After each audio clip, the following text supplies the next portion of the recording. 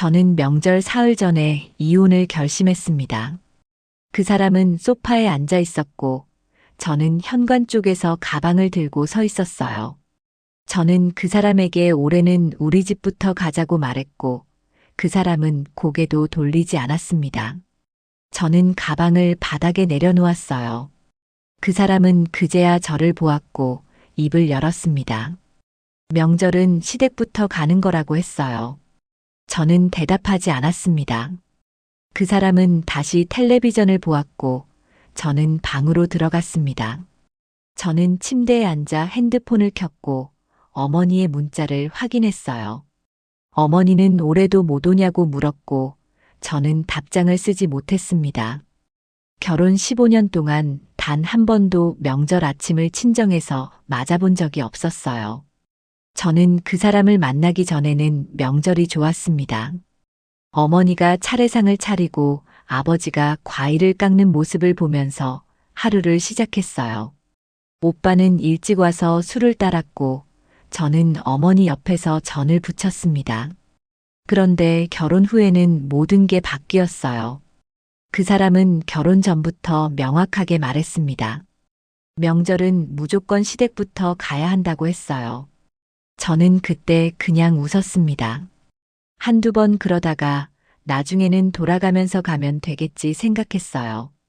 그런데 첫 명절이 왔을 때 그 사람은 새벽부터 준비를 했고 저더러 빨리 일어나라고 했습니다. 저는 친정에는 언제 가냐고 물었어요. 그 사람은 저녁에 가면 된다고 했습니다. 저는 아침부터 가자고 말했고 그 사람은 고개를 저었어요. 시댁에서 점심 먹고 가야 한다고 했습니다. 저는 그럼 우리 집은 저녁만 들르는 거냐고 물었고 그 사람은 시간이 그렇게 되는 거라고 답했어요. 저는 그날 친정에 저녁 7시에 도착했습니다. 어머니는 이미 상을 다 치운 후였고 아버지는 거실에서 TV를 보고 있었어요. 오빠는 벌써 집에 갔고 저는 부엌에 서서 어머니를 봤습니다. 어머니는 아무 말도 하지 않았고 저는 앉지 못했어요. 저는 1시간 있다가 나왔고 차 안에서 그 사람은 내년에는 좀 더 일찍 오면 된다고 말했습니다. 오늘 이야기를 시작하기 전에 구독과 알림 설정 부탁드립니다. 여러분의 구독 하나가 제가 이야기를 이어갈 수 있는 힘이 됩니다. 저는 그 다음 해에도 같은 일을 겪었어요. 그 사람은 새벽같이 출발했고 저는 시댁에서 하루 종일 설거지를 했습니다. 시어머니는 제가 전을 부르면 옆에서 뒤집는 타이밍을 알려줬고 시누이는 소파에 앉아 조카를 안고 있었어요. 저는 오전 내내 부엌에 있었고 점심을 차리고 정리까지 마치니 오후 4시였습니다. 저는 그 사람에게 이제 친정 가자고 말했어요. 그 사람은 아직 이르다고 했습니다. 조금 더 있다 가자고 했어요. 저는 지금 안 가면 또 저녁 늦게 도착한다고 말했고 그 사람은 어머니한테 저녁까지 먹고 가라고 했다며 잠깐만 기다리라고 했습니다. 저는 혼자 현관으로 나갔고 신발을 신었어요. 그 사람은 따라 나오지 않았습니다. 저는 30분을 현관 밖에서 서 있었어요. 그 사람이 나온 건 6시가 넘어서였고 저는 한마디도 하지 않고 차에 탔습니다. 친정에 도착했을 때 어머니는 또 혼자 부엌에 계셨고 아버지는 벌써 주무시고 계셨어요. 저는 그날 어머니 앞에서 밥 한 숟가락 먹지 못했습니다. 3번째 명절부터 저는 먼저 말을 꺼냈어요. 저는 그 사람에게 올해는 친정 먼저 가자고 했고 그 사람은 안 된다고 잘라 말했습니다. 저는 왜 안 되냐고 물었고 그 사람은 원래 그런 거라고 답했어요. 저는 누가 정한 거냐고 물었고 그 사람은 옛날부터 그래왔다고 말했습니다. 저는 그럼 내년에는 우리 집부터 가자고 했어요. 그 사람은 고개를 저었고 저는 그 모습을 보면서 처음으로 이 사람이 절대 바뀌지 않을 거라는 걸 알았습니다. 그 사람은 자기 집안 방식이 당연하다고 생각했고 제 집안은 그냥 들르는 곳이라고 여기고 있었어요. 저는 그날 밤 잠을 자지 못했습니다. 네 번째 명절에는 제가 양보했어요. 저는 그 사람에게 그럼 아침은 시댁 가고 점심은 친정에서 먹자고 제안했습니다. 그 사람은 안 된다고 했어요. 시댁에서 점심까지 먹어야 한다고 했습니다. 저는 그럼 점심만 시댁에서 먹고 오후에는 친정 가자고 말했고 그 사람은 그것도 안 된다고 했어요. 어머니가 서운해 하신다고 했습니다. 저는 우리 어머니는 상관없냐고 물었습니다. 그 사람은 대답하지 않았고 저는 더 이상 말하지 않았어요. 저는 그 해에도 시댁에서 하루를 보냈고 친정에는 저녁 8시에 도착했습니다. 어머니는 제 얼굴을 보자마자 돌아서셨고 저는 현관에 서서 한참을 그대로 있었어요. 그 사람은 차 안에서 기다리고 있었습니다. 다섯 번째 명절 즈음 오빠가 전화를 했어요. 오빠는 왜 매번 늦게 오냐고 물었고 저는 대답하지 못했습니다. 오빠는 어머니가 매번 명절만 되면 하루 종일 현관만 보신다고 말했어요. 저는 전화를 끊고 한참을 멍하니 앉아 있었습니다. 저는 그날 저녁 그 사람에게 올해는 꼭 친정부터 가자고 말했어요. 그 사람은 또 안 된다고 했고 저는 왜 매번 당신 집만 먼저 가야 하냐고 소리를 질렀습니다. 그 사람은 원래 그런 거라고 똑같은 말을 반복했고 저는 그럼 이혼하겠다고 말했어요. 그 사람은 웃었습니다. 명절 때문에 이혼하는 사람이 어딨냐고 말했어요. 저는 그날 밤 짐을 쌌습니다. 저는 명절 이틀 전에 친정으로 갔어요. 그 사람은 제가 가방을 들고 나가는 걸 보고도 아무 말도 하지 않았습니다. 저는 현관문을 닫았고 엘리베이터에서 핸드폰을 켰어요. 어머니에게 먼저 간다고 문자를 보냈고 어머니는 답장을 바로 주셨습니다. 잘 오라고 하셨어요. 저는 친정에 도착해서 어머니와 마주 앉았습니다. 어머니는 차를 내오셨고 저는 한참 동안 말을 하지 못했어요. 어머니는 무슨 일이냐고 물으셨고 저는 그냥 일찍 오고 싶었다고 답했습니다. 어머니는 고개를 끄덕이셨지만 제 얼굴을 계속 보셨어요. 저는 그날 저녁 어머니와 아버지 앞에서 밥을 먹으면서 처음으로 명절 아침을 친정에서 맞을 수 있다는 생각에 한숨을 내쉬었습니다. 그런데 그날 밤 그 사람에게서 전화가 왔어요. 저는 받지 않았고 그 사람은 문자를 보냈습니다. 내일 아침 일찍 나오라고 했어요. 저는 답장하지 않았고 그 사람은 또 전화를 걸었습니다. 저는 세 번째 전화를 받았고 그 사람은 내일 시댁 가야 한다고 말했어요. 저는 올해는 안 간다고 했습니다. 그 사람은 갑자기 목소리가 커졌고 저는 전화를 끊었어요. 그 사람은 계속 전화를 걸었고 저는 핸드폰을 꺼버렸습니다. 저는 침대에 누워 천장을 받고 어머니가 방문을 두드렸어요. 저는 괜찮다고 대답했고 어머니는 한참 문 앞에 계시다가 돌아가셨습니다. 다음 날 아침 저는 어머니와 함께 차례상을 준비했어요. 아버지는 과일을 깎으셨고 오빠는 일찍 와서 술을 펼쳐 놓았습니다.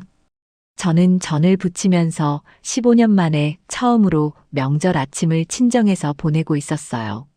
어머니는 옆에서 가끔 제 손을 잡아주셨고 저는 한마디도 하지 않았습니다. 차례를 지내고 밥을 먹는데 초인종이 울렸어요. 아버지가 문을 열자 그 사람이 서 있었습니다. 그 사람은 제 이름을 불렀고 저는 식탁에 앉은 채로 움직이지 않았어요. 어머니는 일단 들어오라고 하셨고 그 사람은 현관에 선 채로 저를 봤습니다. 그 사람은 지금 당장 나가자고 말했어요. 저는 고개를 저었고 그 사람은 한 발 안으로 들어왔습니다. 아버지가 막아섰고 그 사람은 멈췄어요. 오빠가 일어났고 저는 오빠를 봤습니다. 저는 오빠에게 괜찮다고 말했고 그 사람 쪽으로 걸어갔어요. 저는 그 사람에게 밖에서 이야기하자고 했습니다. 우리는 아파트 단지 벤치에 앉았고 그 사람은 계속 시계를 봤어요. 저는 올해는 여기서 보낼 거라고 말했고, 그 사람은 안 된다고 했습니다. 어머니가 기다리신다고 했어요. 저는 우리 어머니도 15년 동안 기다리셨다고 답했습니다. 그 사람은 말이 안 통한다는 표정을 지었어요. 저는 내년에는 당신 집 먼저 가겠다고 했습니다. 그러니까 올해는 여기 있겠다고 말했어요. 그 사람은 고개를 저었고 저는 더 이상 설명하지 않았습니다. 그 사람은 한참을 앉아 있다가 혼자 일어났어요. 그 사람은 오후에 온다고 했습니다. 저는 대답하지 않았고 그 사람은 돌아섰습니다. 저는 벤치에 그대로 앉아 있었고 그 사람이 주차장으로 사라지는 모습을 봤어요. 저는 한참 후에 집으로 올라갔고 어머니는 아무 말씀도 하지 않으셨습니다. 오후 4시쯤 그 사람이 다시 왔어요. 그 사람은 시댁에 갔다 온 것 같았고 정장 차림이었습니다. 저는 거실에서 오빠와 이야기하고 있었고 그 사람은 들어와서 인사를 했어요. 어머니는 밥 먹고 가라고 하셨고 그 사람은 앉았습니다. 저는 그 사람 옆에 앉지 않았어요. 식사를 하는 동안 아무도 말을 하지 않았고 저는 밥을 거의 먹지 못했습니다. 그 사람은 빨리 먹고 일어났고 저더러 가자고 했어요.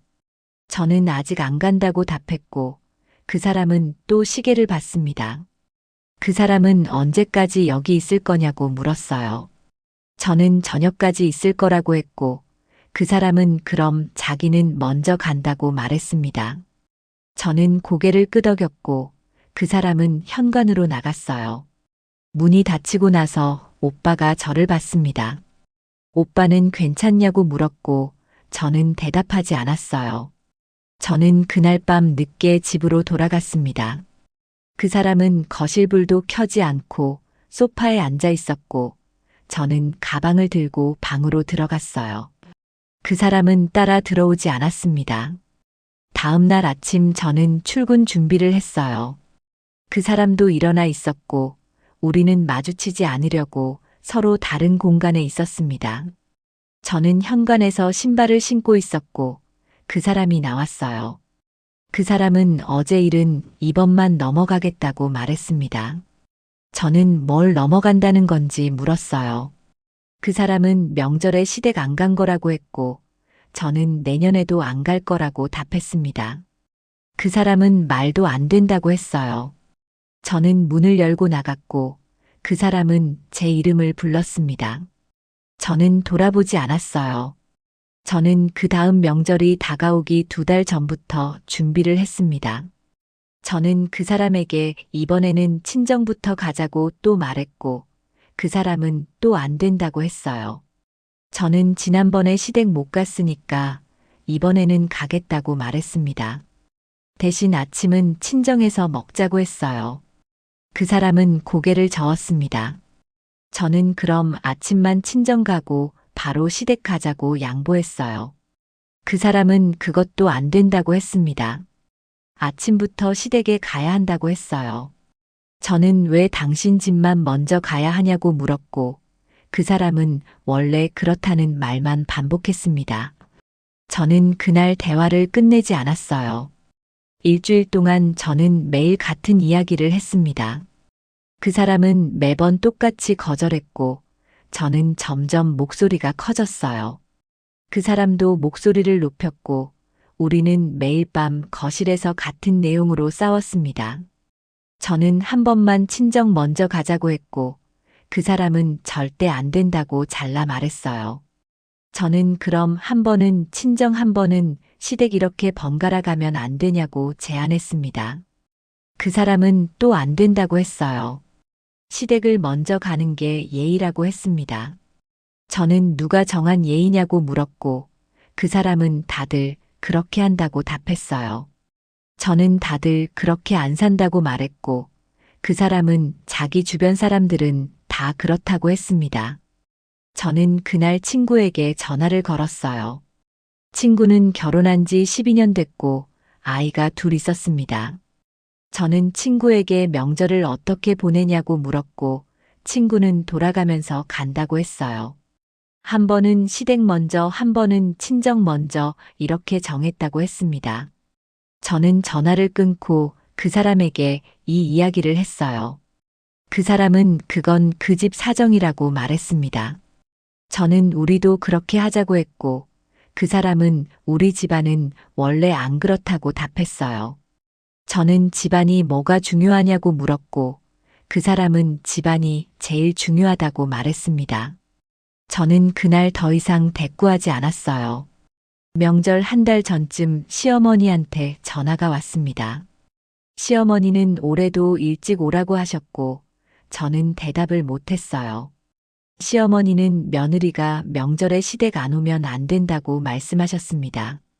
저는 친정도 가야 한다고 조심스럽게 말했고, 시어머니는 친정은 저녁에 가면 된다고 하셨어요.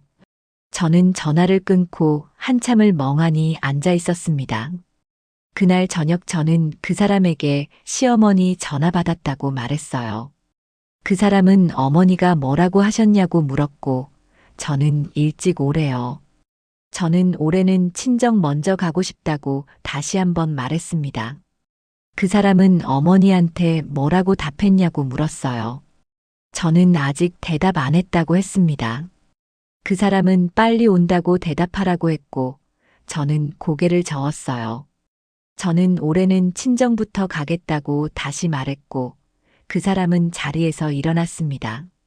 그 사람은 방으로 들어갔고 문을 닫았어요. 저는 거실에 혼자 앉아 있었습니다. 일주일 후 시어머니한테 다시 전화가 왔어요. 시어머니는 왜 답장이 없냐고 물으셨고, 저는 죄송하다고만 말했습니다. 시어머니는 명절에 꼭 오라고 하시면서 며느리가 명절을 어디서 보내냐고 하셨어요. 저는 전화를 끊고 그 사람을 불렀습니다. 저는 그 사람에게 어머니한테 전화하라고 했어요. 그 사람은 왜 자기가 전화를 하냐고 물었고, 저는 올해는 친정 먼저 간다고 말해달라고 했습니다. 그 사람은 절대 안 된다고 했어요. 저는 그럼 내가 직접 어머니한테 말하겠다고 했고, 그 사람은 그러지 말라고 했습니다. 저는 핸드폰을 들었고 시어머니 번호를 눌렀어요. 그 사람이 제 손에서 핸드폰을 뺐고 저는 그 사람을 봤습니다. 그 사람은 왜 이러냐고 물었고 저는 15년 동안 참았다고 답했어요. 그 사람은 핸드폰을 돌려주지 않았고 저는 손을 내밀었습니다. 저는 핸드폰 달라고 말했어요. 그 사람은 주지 않았고 저는 가방을 들었습니다. 그 사람은 어디 가냐고 물었고 저는 친정 간다고 답했어요. 그 사람은 명절도 아닌데 왜 가냐고 했고 저는 명절 때는 못 가니까 지금 간다고 말했습니다. 저는 현관문을 열었고 그 사람이 따라 나왔어요. 그 사람은 제 팔을 잡았고 저는 뿌리쳤습니다. 그 사람은 한 발 물러섰고 저는 엘리베이터를 탔어요. 그 사람은 복도에 서서 저를 봤고 문이 닫혔습니다. 저는 친정에 도착해서 어머니한테 모든 걸 말했어요. 어머니는 가만히 듣고 계셨고 저는 울지 않으려고 했지만 눈물이 났습니다. 어머니는 제 손을 잡아주셨고 저는 한참을 그대로 앉아 있었어요. 아버지가 들어오셨고 제 얼굴을 보시더니 한숨을 쉬셨습니다. 저는 그날 밤 친정에서 잤어요. 그 사람한테서는 연락이 없었고 저는 핸드폰을 확인하지 않았습니다. 다음 날 아침 어머니가 아침을 차려주셨고 저는 오랜만에 친정 식탁에서 밥을 먹었어요. 오빠가 와서 저를 보더니 아무 말도 하지 않았습니다. 오빠는 나중에 저를 따로 불렀어요. 오빠는 이혼 생각하냐고 물었고 저는 대답하지 못했습니다. 오빠는 명절 문제가 이혼 사유가 되냐고 했어요. 저는 15년 동안 단 한 번도 명절을 친정에서 못 보냈다고 말했고 오빠는 한참 저를 봤습니다. 오빠는 매형한테 내가 이야기해 볼까 하고 물었어요. 저는 고개를 저었습니다. 저는 오빠가 이야기해도 그 사람은 안 바뀔 거라고 말했어요. 오빠는 한번 해보자고 했고 저는 또 고개를 저었습니다. 저는 이미 수없이 이야기했다고 답했어요.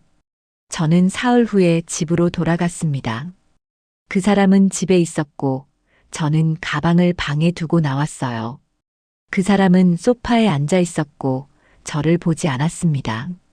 저는 부엌에 가서 물을 마셨고 그 사람이 입을 열었어요. 그 사람은 이제 그만하자고 말했습니다. 저는 뭘 그만하냐고 물었고 그 사람은 명절 때문에 싸우는 거라고 답했어요. 저는 싸우기 싫으면 친정 먼저 가면 된다고 말했고 그 사람은 또 안 된다고 했습니다. 저는 왜 안 되냐고 물었고 그 사람은 원래 그렇다는 말을 또 했어요. 저는 그날 더 이상 대꾸하지 않았습니다. 명절이 2주일 앞으로 다가왔고 저는 그 사람에게 마지막으로 물었어요. 저는 이번에 친정 먼저 가면 내년에는 시댁 먼저 가겠다고 말했습니다. 그 사람은 또 안 된다고 했어요. 저는 그럼 아예 따로 보내자고 제안했습니다. 그 사람은 무슨 소리냐고 물었어요. 저는 당신은 시댁 가고 나는 친정 가자고 말했습니다. 그 사람은 그게 말이 되냐고 했어요.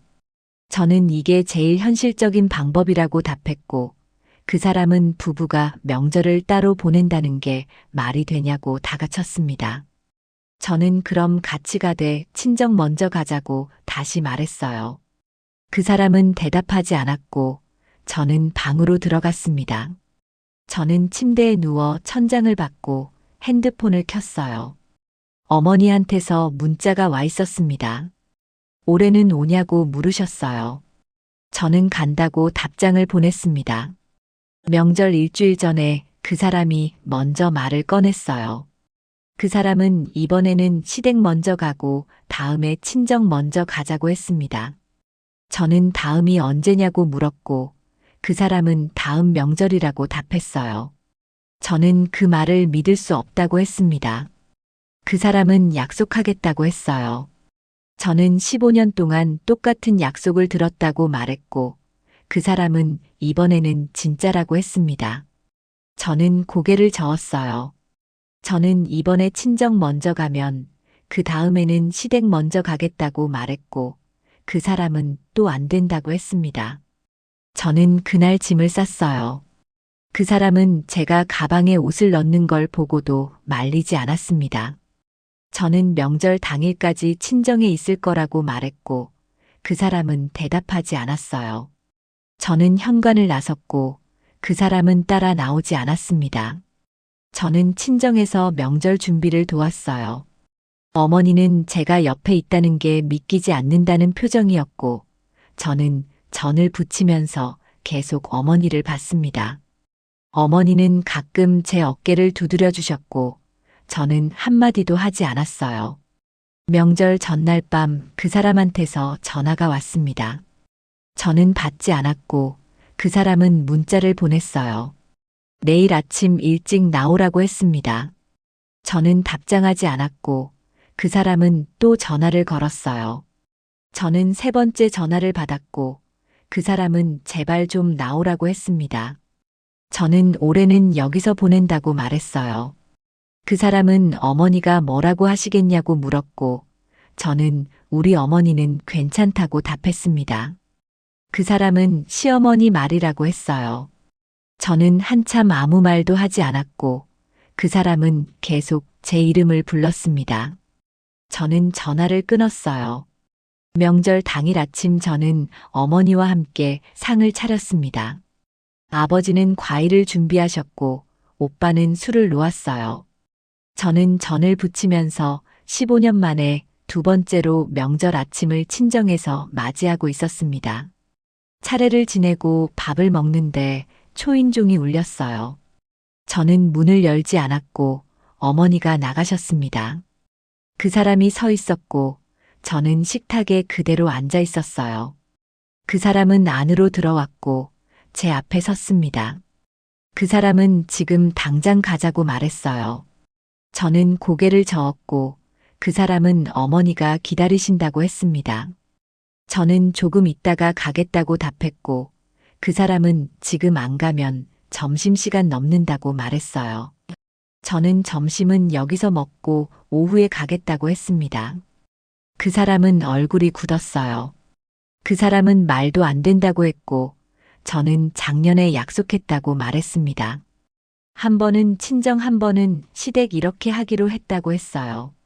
그 사람은 그런 약속 한 적 없다고 했고, 저는 더 이상 말하지 않았습니다. 그 사람은 한참을 서 있다가 혼자 나갔어요.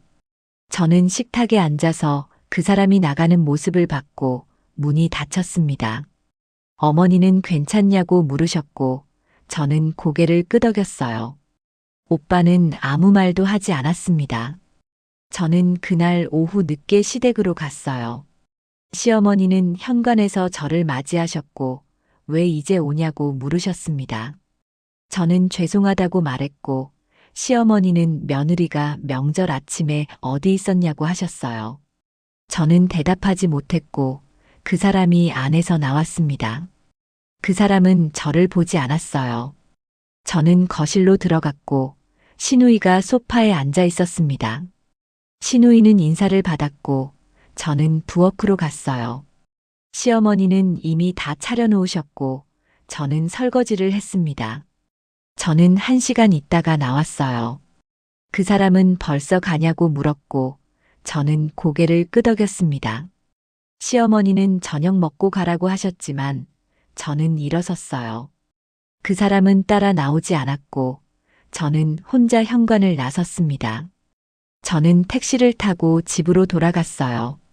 그 사람은 밤 늦게 들어왔고 저는 방에 있었습니다. 그 사람은 방문을 열지 않았고 저는 불을 끄고 누웠어요. 저는 잠들지 못했고 새벽까지 천장을 봤습니다.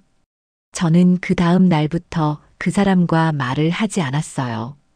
그 사람도 저한테 먼저 말을 걸지 않았고 우리는 일주일 동안 한마디도 나누지 않았습니다. 저는 출근하고 퇴근하고 밥을 먹고 방에 들어갔어요. 그 사람도 똑같이 생활했고 우리는 마치 혼자 사는 것처럼 지냈습니다. 2주일쯤 지났을 때 시어머니한테 전화가 왔어요. 시어머니는 명절에 왜 그렇게 늦게 왔냐고 물으셨고 저는 죄송하다고만 답했습니다. 시어머니는 며느리가 시댁을 우습게 보면 안 된다고 말씀하셨어요. 저는 그런 게 아니라고 말했고 시어머니는 그럼 뭐냐고 하셨습니다. 저는 친정도 가야 한다고 조심스럽게 말했어요. 시어머니는 친정은 명절 아침에 가는 데가 아니라고 하셨습니다. 저는 대답하지 못했고 시어머니는 다음 명절에는 제대로 하라고 말씀하셨어요. 저는 전화를 끊고 한참을 그대로 앉아 있었습니다. 저는 그날 저녁 그 사람에게 말을 걸었어요. 저는 어머니한테 전화 받았다고 했고 그 사람은 들은 척도 하지 않았습니다. 저는 다음 명절은 어떻게 할 거냐고 물었고 그 사람은 당연히 시댁 먼저 간다고 답했어요. 저는 이번에 친정 먼저 갔으니까 다음에는 시댁 먼저 가겠다고 말했습니다. 그 사람은 이번에도 시댁 먼저 가야 한다고 했어요. 저는 왜 또 시댁이냐고 물었고 그 사람은 지난번에 제대로 안 갔으니까 이번에 다시 가야 한다고 답했습니다. 저는 말이 안 된다고 했고 그 사람은 그게 맞다고 주장했어요. 저는 그럼 영원히 친정은 먼저 못 가는 거냐고 물었습니다. 그 사람은 대답하지 않았어요. 저는 그날 혼자 집을 알아보러 다녔습니다. 저는 부동산에 가서 원룸을 물었고 중개인은 여러 곳을 보여줬어요. 저는 그 중에서 회사 근처에 있는 작은 방 하나를 계약했습니다. 저는 일주일 후에 이사를 했어요. 그 사람은 제가 짐을 싸는 걸 보고도 아무 말도 하지 않았습니다. 저는 큰 짐 없이 옷가방 하나만 들었고 그 사람은 소파에 앉아 있었어요. 저는 현관에서 신발을 신었고 그 사람이 입을 열었습니다. 그 사람은 이혼하자는 거냐고 물었어요. 저는 일단 떨어져 있자고 답했고 그 사람은 왜 명절 때문에 이러냐고 물었습니다. 저는 명절만의 문제가 아니라고 말했고 그 사람은 그럼 뭐가 문제냐고 했어요. 저는 15년 동안 내 말을 한 번도 들어준 적이 없다고 답했습니다. 그 사람은 웃었어요. 그 사람은 말도 안 되는 요구를 왜 들어주냐고 했고, 저는 더 이상 대꾸하지 않았습니다. 저는 문을 열고 나갔고, 그 사람은 제 이름을 불렀어요. 저는 돌아보지 않았습니다. 저는 새 집에 짐을 풀고 침대에 앉았어요. 방은 작았고 창문으로 아파트 단지가 보였습니다. 저는 핸드폰을 켰고 어머니한테 문자를 보냈어요. 잠시 혼자 지낼 거라고 말했고 어머니는 전화를 하셨습니다. 어머니는 무슨 일이냐고 물으셨어요. 저는 괜찮다고 답했고 어머니는 집을 나온 거냐고 하셨습니다. 저는 잠깐 떨어져 있는 거라고 말했고 어머니는 한참 말씀이 없으셨어요. 저는 걱정하지 말라고 했고 어머니는 알았다고 하셨습니다. 저는 한 달 동안 그 사람과 연락하지 않았어요. 그 사람도 연락하지 않았고 저는 회사 다니고 집에서 혼자 밥을 먹고 잤습니다. 가끔 친구들이 연락했지만 저는 만나지 않았어요. 오빠가 전화해서 괜찮냐고 물었고 저는 괜찮다고 답했습니다. 한 달 반쯤 지났을 때 그 사람한테서 문자가 왔어요. 그 사람은 언제까지 이러고 있을 거냐고 물었고 저는 답장하지 않았습니다. 그 사람은 또 문자를 보냈어요. 집에 들어오라고 했습니다. 저는 핸드폰을 내려놓았고 답장하지 않았어요. 일주일 후에 그 사람이 제 집 앞에 왔습니다. 저는 인터폰으로 그 사람을 확인했고 문을 열지 않았어요. 그 사람은 한참 밖에 서 있다가 돌아갔고 저는 창문으로 그 모습을 봤습니다. 그 사람은 주차장에서 차에 타지 않고 한참을 서 있었어요. 저는 다음 날 그 사람한테 문자를 보냈습니다. 저는 이혼하고 싶다고 썼고 그 사람은 전화를 걸어왔어요. 저는 받지 않았고 그 사람은 계속 전화를 걸었습니다. 저는 5번째 전화를 받았고 그 사람은 만나서 이야기하자고 했어요. 저는 할 이야기 없다고 답했습니다. 그 사람은 제발 한 번만 만나자고 했고 저는 전화를 끊었어요. 그 사람은 또 전화를 걸었고 저는 받지 않았습니다. 그날 밤 그 사람한테서 긴 문자가 왔어요. 그 사람은 명절 문제는 다시 이야기해보자고 했습니다. 저는 문자를 읽고 답장하지 않았어요. 그 사람은 또 문자를 보냈고 이번에는 친정 먼저 가는 것도 생각해보겠다고 썼습니다. 저는 핸드폰을 내려놓았고 답장하지 않았어요. 사흘 후 그 사람이 또 제 집 앞에 왔습니다. 저는 이번에는 문을 열었고 그 사람은 안으로 들어왔어요. 우리는 작은 식탁에 마주 앉았고 한참 동안 아무도 말하지 않았습니다. 그 사람이 먼저 입을 열었어요. 그 사람은 집에 들어오라고 말했습니다. 저는 명절은 어떻게 할 거냐고 물었고 그 사람은 의논해서 정하자고 답했어요. 저는 의논이 안 돼서 나온 거라고 말했고 그 사람은 이번에는 제대로 이야기해보자고 했습니다. 저는 고개를 저었어요. 저는 15년 동안 이야기했다고 말했습니다. 그 사람은 한 번만 더 기회를 달라고 했고 저는 더 이상 기회를 줄 수 없다고 답했어요. 그 사람은 제 손을 잡으려고 했고 저는 손을 뺐습니다. 그 사람은 한참을 저를 보다가 일어섰어요. 그 사람은 문 앞에서 다시 한번 돌아봤습니다. 저는 대답하지 않았고 그 사람은 나갔어요. 문이 닫히고 저는 그대로 앉아 있었습니다. 저는 창문으로 그 사람이 주차장을 걸어가는 모습을 봤고 차가 출발하는 걸 확인했어요. 저는 일주일 후에 변호사를 찾아갔습니다. 변호사는 중년 여자였고 저는 그분 앞에서 처음부터 끝까지 이야기했어요.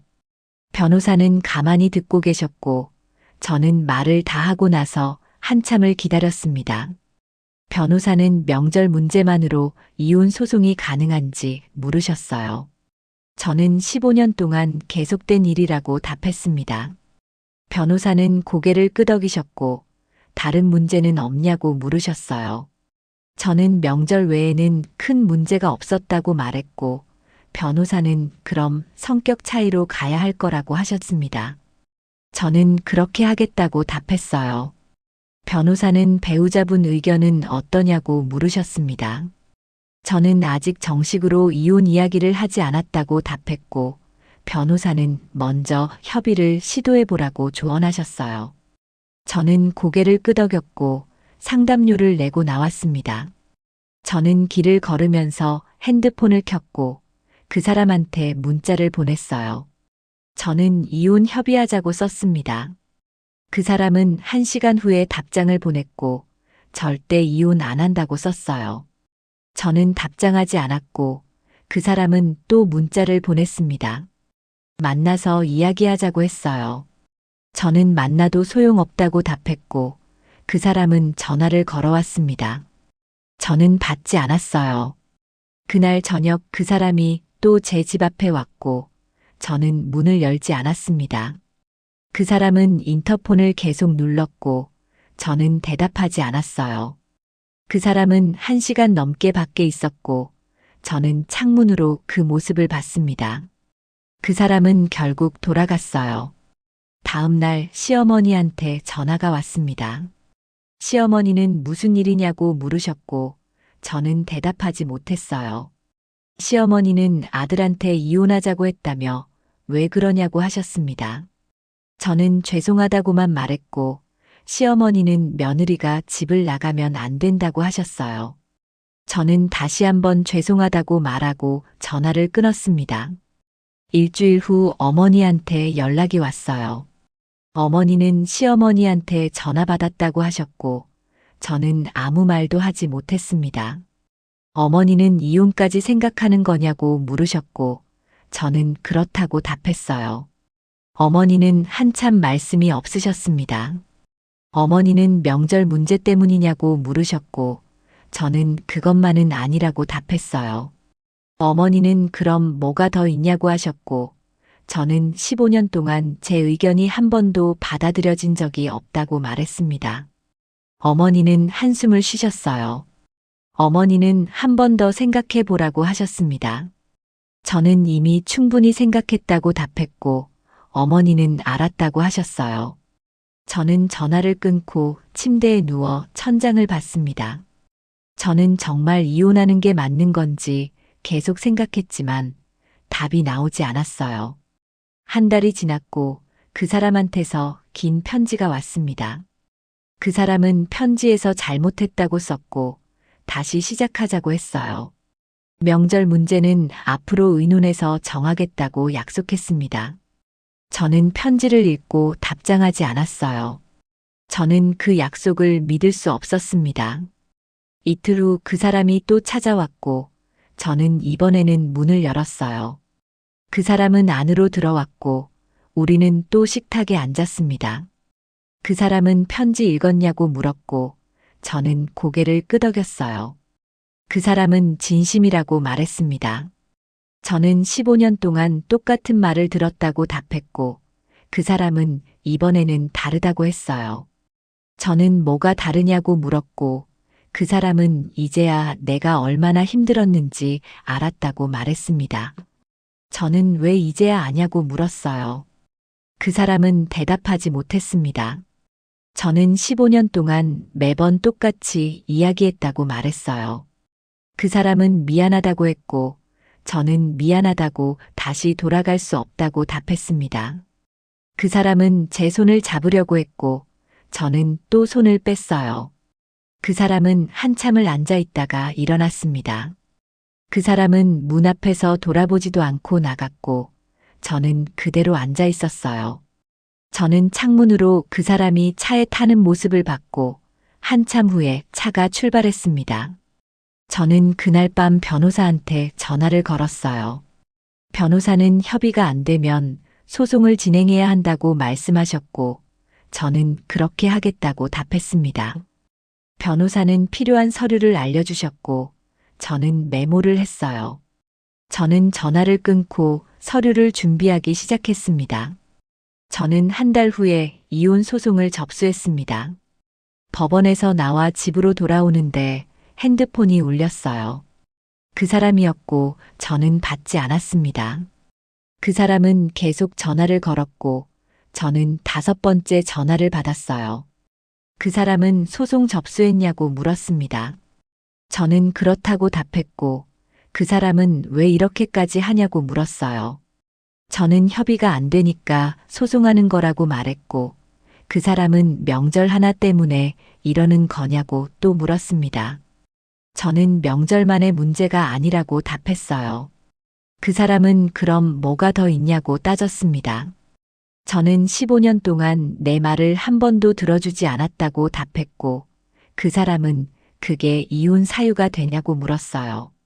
저는 나한테는 충분한 사유라고 말했고 그 사람은 말도 안 된다고 했습니다. 저는 전화를 끊었어요. 그날 저녁 시어머니한테 전화가 왔습니다. 시어머니는 소송을 취하하라고 하셨고 저는 그럴 수 없다고 답했어요. 시어머니는 며느리가 시댁을 무시한다고 하셨고 저는 그런 게 아니라고 말했습니다. 시어머니는 그럼 왜 이혼하냐고 물으셨고 저는 더 이상 함께 살 수 없다고 답했어요. 시어머니는 명절 때문이냐고 하셨습니다. 저는 그것도 이유 중 하나라고 답했고 시어머니는 그 정도로 이혼을 하냐고 하셨어요. 저는 15년 동안 참았다고 말했고 시어머니는 참는 게 결혼 생활이라고 하셨습니다. 저는 더 이상 참을 수 없다고 답했어요. 시어머니는 한참 말씀이 없으시다가 전화를 끊으셨습니다. 이틀 후 어머니한테 연락이 왔어요. 어머니는 시어머니한테 또 전화 받았다고 하셨고 저는 죄송하다고 말했습니다. 어머니는 괜찮다고 하시면서 내가 정말 이혼하고 싶은 거냐고 물으셨어요. 저는 그렇다고 답했습니다. 어머니는 한숨을 쉬셨고 알았다고 하셨어요. 어머니는 내가 힘들었던 거 안다고 말씀하셨고 저는 눈물이 났습니다. 저는 말을 하지 못했고 어머니는 울지 말라고 하셨어요. 첫 재판 날짜가 잡혔습니다. 저는 법원에 갔고 그 사람도 와 있었어요. 우리는 서로 다른 쪽에 앉았고 시선을 마주치지 않았습니다.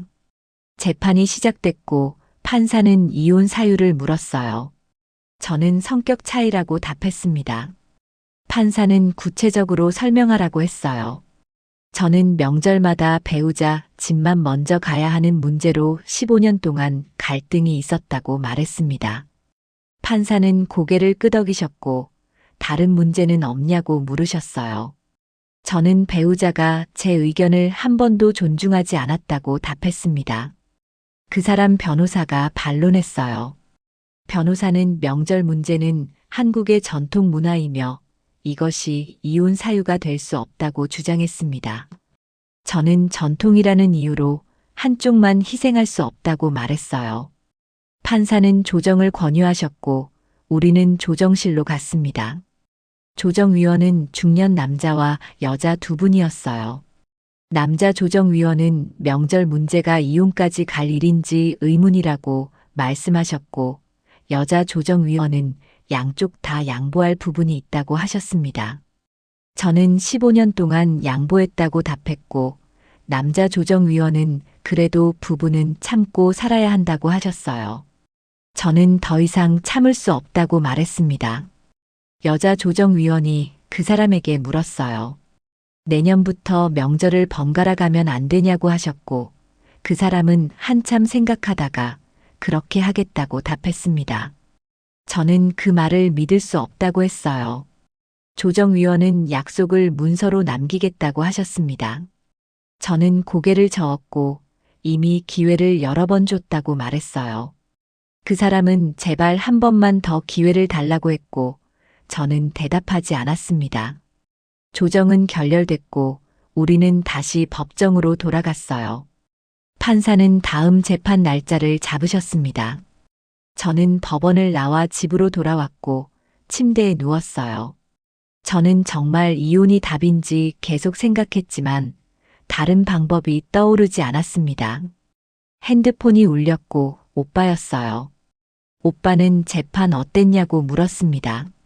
저는 조정 결렬됐다고 답했고, 오빠는 한참 말이 없었어요. 오빠는 정말 이혼할 거냐고 물었고, 저는 그렇다고 답했습니다.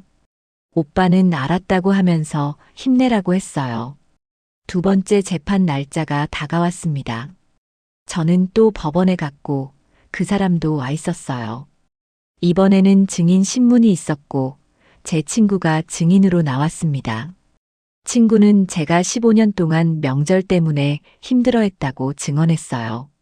그 사람 측 증인으로 신우이가 나왔습니다. 신우이는 오빠가 나쁜 사람이 아니며 명절은 원래 시댁 먼저 가는 게 당연하다고 말했어요. 저는 그 말을 들으면서 이 사람들은 끝까지 이해하지 못할 거라는 걸 알았습니다.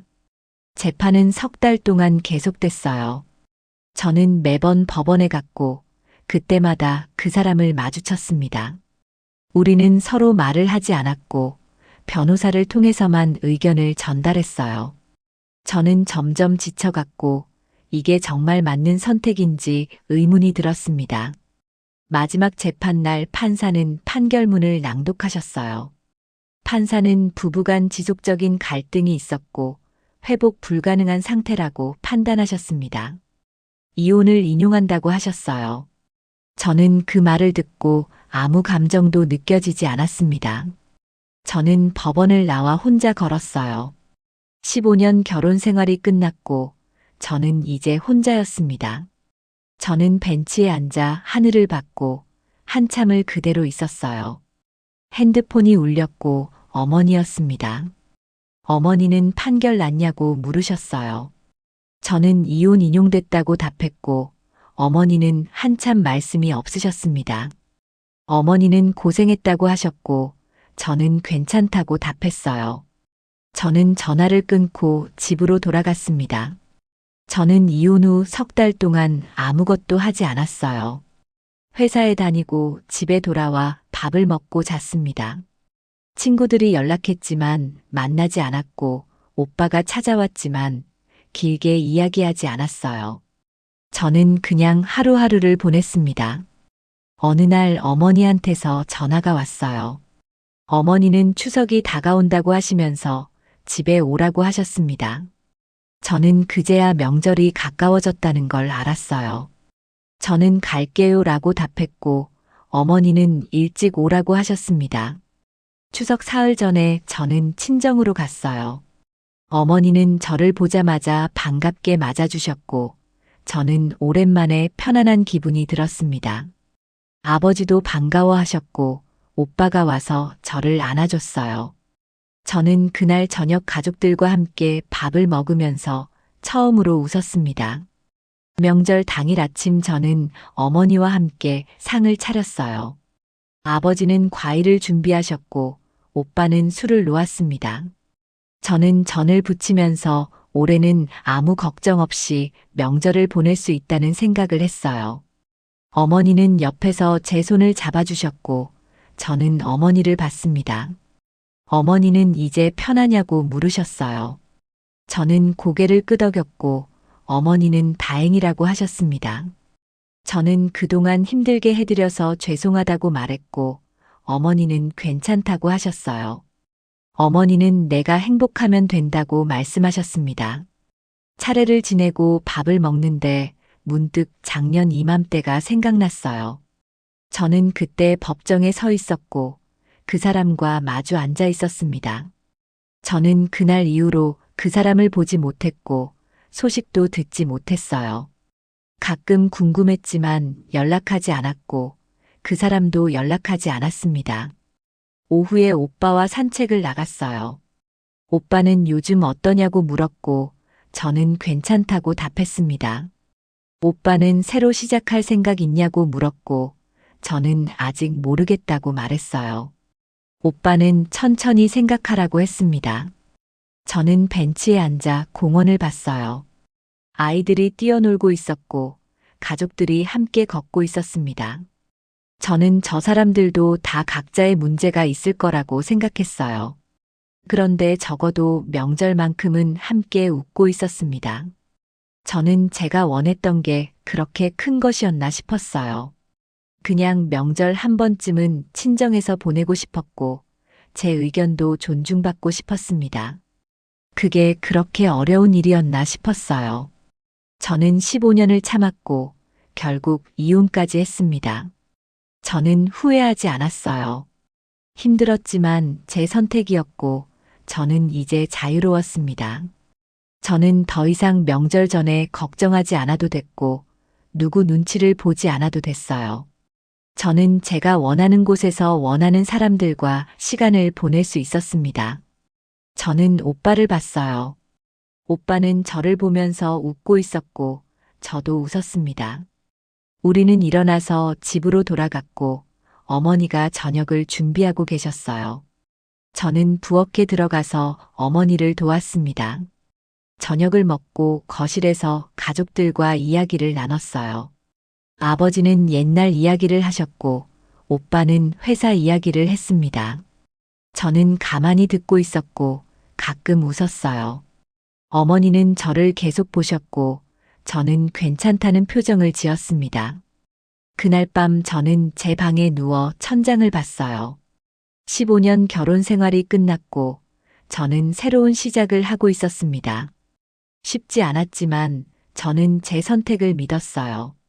저는 앞으로 어떻게 살아갈지 아직 모르지만 적어도 제 의견을 존중받는 삶을 살 거라는 걸 알았습니다. 저는 눈을 감았어요. 저는 명절이 끝나고 일상으로 돌아갔습니다. 회사에 출근하고 일을 하고 퇴근했어요. 저는 이제 혼자 사는 것에 익숙해졌고 외롭지 않았습니다. 가끔 친구들을 만났고 오빠와 식사를 하기도 했어요. 석 달쯤 지났을 때 회사에서 새로운 프로젝트를 맡게 됐습니다. 저는 팀장으로 일하게 됐고 처음으로 큰 책임을 맡았어요. 바빴지만 보람 있었고 저는 일에 집중할 수 있었습니다. 동료들이 응원해줬고 저는 점점 자신감을 찾아갔어요. 어느 날 회사에서 회식이 있었습니다. 저는 처음에는 가지 않으려고 했지만 동료들이 꼭 오라고 해서 갔어요. 저는 식당에서 사람들과 이야기를 나누면서 오랜만에 편하게 웃었습니다. 한 동료가 저한테 요즘 표정이 밝아졌다고 말했어요. 저는 그냥 웃었습니다. 집에 돌아와 거울을 보니 정말 표정이 달라져 있었어요. 저는 이혼 전보다 훨씬 편안한 얼굴을 하고 있었습니다. 저는 제 선택이 옳았다는 걸 다시 한번 확인했어요. 1년이 지났고 또 명절이 다가왔습니다. 저는 이번에도 친정으로 갔고 어머니가 반겨주셨어요. 아버지와 오빠도 일찍 와 있었고 우리는 함께 상을 차렸습니다. 저는 작년과 똑같이 전을 부쳤고 어머니는 옆에서 지켜보셨어요. 차례를 지내고 밥을 먹는데 오빠가 말을 꺼냈습니다. 오빠는 제가 요즘 정말 좋아 보인다고 했어요. 저는 고맙다고 답했고 오빠는 이제 새로운 사람 만날 생각 없냐고 물었습니다. 저는 아직 모르겠다고 말했어요. 어머니는 천천히 생각하라고 하셨습니다. 저는 고개를 끄덕였고 굳이 서두를 필요 없다고 생각했어요. 저는 지금 이 순간이 좋았고 가족들과 함께 있는 게 행복했습니다. 저는 더 이상 명절 때문에 스트레스 받지 않았고 제가 있고 싶은 곳에 있을 수 있었어요. 오후에 저는 혼자 산책을 나갔습니다. 공원을 걸으면서 지난 2년을 돌아봤어요. 저는 이혼을 결심하고 법정에 서고 혼자가 됐습니다. 쉽지 않았지만 저는 해냈고 지금은 훨씬 나아진 상태였어요. 저는 벤치에 앉아 하늘을 봤습니다. 구름이 천천히 흘러가고 있었고 바람이 불었어요. 저는 깊게 숨을 들이쉬었고 내쉬었습니다. 저는 이제 자유로웠고 제 삶을 살고 있었어요. 핸드폰이 울렸고 친구였습니다. 친구는 오랜만에 만나자고 했고 저는 좋다고 답했어요. 친구는 다음 주에 만나자고 했고 저는 약속을 잡았습니다. 저는 전화를 끊고 일어났어요. 저는 집으로 돌아가면서 생각했습니다. 제가 원했던 건 정말 작은 것이었어요. 그냥 제 의견도 존중받고 명절을 공평하게 보내고 싶었습니다. 그게 안 돼서 저는 이혼을 선택했고 지금은 그 선택이 옳았다고 확신했어요. 저는 현관문을 열고 들어갔습니다. 어머니가 차를 내오셨고 저는 받아 마셨어요. 어머니는 산책 다녀왔냐고 물으셨고 저는 고개를 끄덕였습니다. 어머니는 제 손을 잡아주셨고 저는 어머니를 봤어요. 어머니는 행복하냐고 물으셨습니다.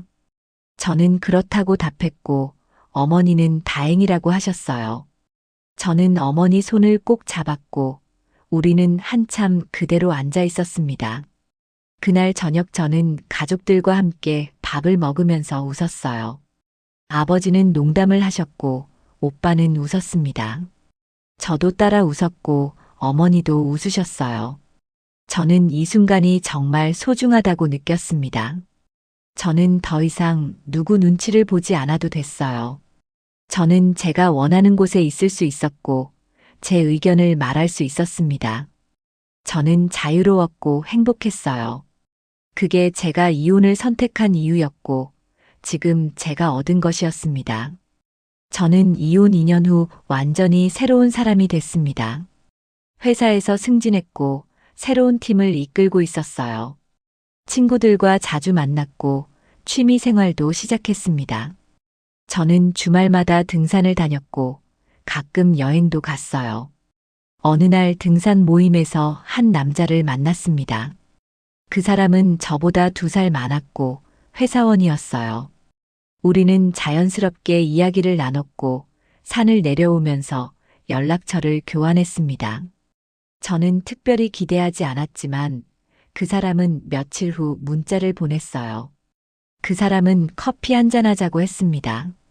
저는 고민하다가 좋다고 답했고 우리는 주말에 만났어요. 카페에서 이야기를 나누면서 저는 그 사람이 편하다고 느꼈습니다. 그 사람도 이혼 경험이 있었고 저와 비슷한 상황을 겪었다고 했어요.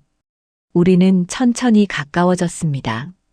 3달 동안 주말마다 만났고 등산도 함께 다녔어요. 그 사람은 제 이야기를 끝까지 들어줬고 제 의견을 존중했습니다. 저는 조심스럽게 마음을 열기 시작했어요. 어느 날 그 사람이 물었습니다. 그 사람은 제가 이혼한 이유가 궁금하다고 했어요. 저는 처음에는 말하기 싫었지만 결국 이야기했습니다. 명절 문제로 15년을 싸웠고 결국 이혼했다고 말했어요. 그 사람은 고개를 끄덕였습니다. 그 사람은 자기도 비슷한 경험이 있다고 했어요. 전 부인이 자기 의견만 고집했고 대화가 안 됐다고 말했습니다. 저는 그 이야기를 들으면서 모든 사람이 자기 입장에서만 생각한다는 걸 알았어요. 저는 그 사람에게 물었습니다. 저는 만약 우리가 사귀게 되면 명절은 어떻게 할 거냐고 물었어요. 그 사람은 한참 생각하더니 의논해서 정하면 되지 않겠냐고 답했습니다. 저는 구체적으로 어떻게 하고 싶냐고 다시 물었어요. 그 사람은 번갈아 가면 된다고 했습니다. 저는 그 대답을 듣고 안도했어요. 그 사람은 한 번은 제 집 한 번은 자기 집 이렇게 하면 공평하다고 말했습니다. 저는 그렇게 간단한 답이 전 남편한테는 왜 안 통했는지 다시 한번 의문이 들었어요. 우리는 그날부터 공식적으로 사귀기 시작했습니다. 저는 조심스러웠지만 그 사람은 계속 제 의견을 물어봤어요. 데이트 장소도 같이 정했고 주말 계획도 함께 짰습니다. 저는 이렇게 존중받는 관계가 가능하다는 걸 처음 알았어요. 몇 달 후 명절이 다가왔습니다. 그 사람은 올해는 어디 갈 거냐고 물었고 저는 친정 간다고 답했어요. 그 사람은 자기도 부모님 댁에 간다고 했습니다.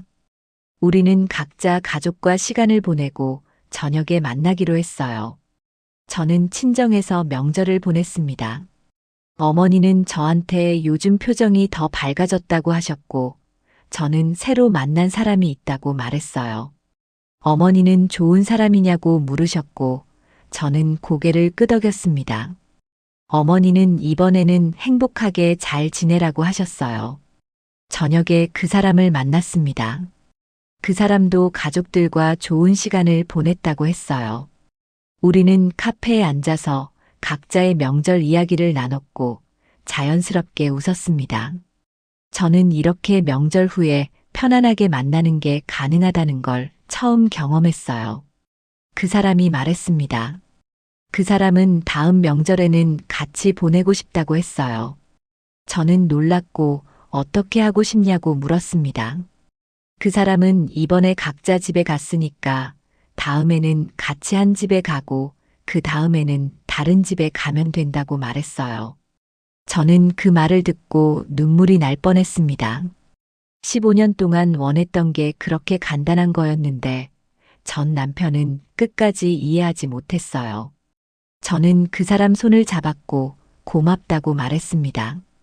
그 사람은 당연한 거 아니냐고 물었어요. 저는 당연하지 않은 사람도 있다고 답했습니다. 그 사람은 제 손을 꼭 잡아줬고 우리는 한참 그대로 앉아 있었어요. 저는 이제야 정말 제대로 된 관계가 뭔지 알 것 같았습니다. 존중과 배려가 있는 관계, 그게 제가 원했던 거였어요. 1년 후 우리는 결혼을 약속했습니다. 저는 이번에는 신중하게 모든 걸 이야기했어요. 명절은 어떻게 보낼 건지, 집안일은 어떻게 나눌 건지, 의견이 다를 때는 어떻게 할 건지 다 물었. 그 사람은 하나하나 진지하게 대답했어요. 그 사람은 모든 걸 같이 정하자고 했습니다.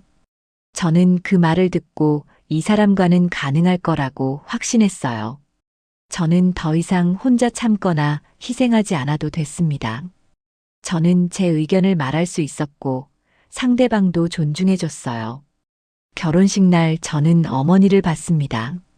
어머니는 이번에는 정말 행복하게 살라고 하셨고 저는 그렇게 하겠다고 약속했어요. 오빠도 축하해줬고 친구들도 와서 응원해줬습니다. 저는 이제 새로운 시작을 하고 있었어요. 첫 명절이 다가왔을 때 저는 긴장했습니다.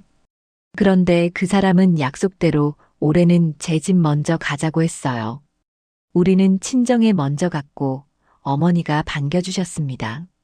차례를 지내고 점심을 먹은 후 오후에 시댁으로 갔어요. 시어머니도 환영해 주셨습니다. 시어머니는 며느리가 친정 먼저 다녀온 거 당연하다고 하셨어요. 저는 그 말을 듣고 놀랐고 정말 집안마다 다르다는 걸 다시 한번 느꼈습니다. 저는 시어머니께 감사하다고 인사했어요. 저는 이제 명절이 두렵지 않았습니다. 저는 제 의견도 말할 수 있었고 상대방도 들어줬어요. 저는 더 이상 혼자 참지 않아도 됐고 존중받는 관계 속에서 살고 있었습니다. 저는 제 선택이 옳았다는 걸 매일 확인했어요. 저는 가끔 과거를 돌아봤습니다. 15년 결혼 생활과 이혼 그리고 새로운 시작까지 쉽지 않은 과정이었어요. 하지만 저는 후회하지 않았습니다. 그 시간들이 있었기에 지금의 제가 있을 수 있었어요. 저는 지금 행복합니다.